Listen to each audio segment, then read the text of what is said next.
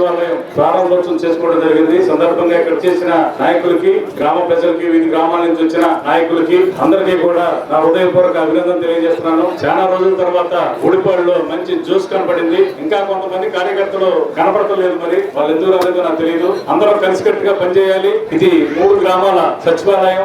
దీన్ని అందరూ కూడా కలిసి చేసుకోవాల్సిన బాధ్యత ఉంటది. ఇది ఒక్కటే, ఇది మా ఊరిది అనేది కూడా ఉండదు. ఈ 3 గ్రామాలు కలిపి ఒక సచివాలయం కాబట్టి పక్క గ్రామాలకు కూడా మనందరం ఇల్లు వేయాల్సిన అవసరం ఉంటుంది. గత ప్రభుత్వాలు మీ అందరూ తెలిసిందే, జన్మభూమి కమిటీలు దగ్గరికి వెళ్ళి మీరు వాళ్ళ దయా దాక్షిణ్యం మీద ఏదైనా పెన్షన్ రాయాలన్నా కూడా ఆ జన్మభూమి కమిటీయో లేకపోతే ఆ నాయకుడు ఎవరో ఉంటారు, వాళ్ళ ద్వారా నడుచుకోవాల్సిన పరిస్థితి ఉండేది. కానీ ఈ రోజున సచివాలయ వ్యవస్థ ద్వారా మన గ్రామంలోనే మండల ఆఫీసులో అయ్యే పనులు కానీ, కలెక్టర్ ఆఫీసులో అయ్యే పనులు కానీ మన గ్రామంలోనే అయ్యే విధంగా జగన్మోహన్ రెడ్డి గారు ఒక సచివాలయం, ఒక రైతు భరోసా, ఒక హెల్త్ సెంటర్ ఇవన్నీ కూడా మన గ్రామంలో ఏర్పాటు చేయడం జరిగింది. మీ గ్రామంలో 12 మంది ఎంప్లాయీస్ ఉంటారు. మరి వీళ్ళందరికీ కూడా మీరు కలుపుకొని మీ గ్రామం అభివృద్ధి కోసం మీరు అందరూ కూడా పనులు చెప్పుకోవాల్సిన అవసరం ఉంటుంది. కాదా చెప్పాడు, భారీ నీటిపారుదల శాఖ కావాలి మా శంకర్రావు గారికి అని చెప్పడం జరిగింది. పాపం చెయ్యాలని మంచి ఆశ ఉంటే మినిస్టర్ అవసరం లేదు, మినిస్టర్ కాకపోయినా కూడా చేస్తాను. సీఎం గారు మన మీద దయించాలి కానీ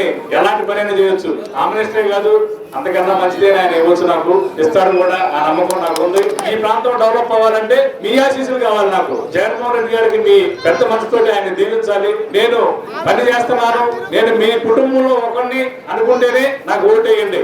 నేను మీకు అందుబాటులో ఉండను, లేకపోతే నేను పనులు చేయట్లేదు అనుకుంటే మీరు నాకు ఓటే అవసరం లేదు.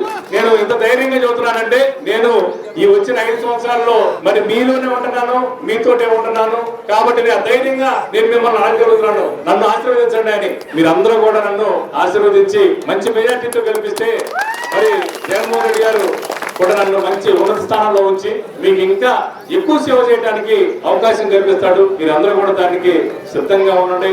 ఇంకా 2 నెలలే ఉంటాయి ఎలక్షన్స్.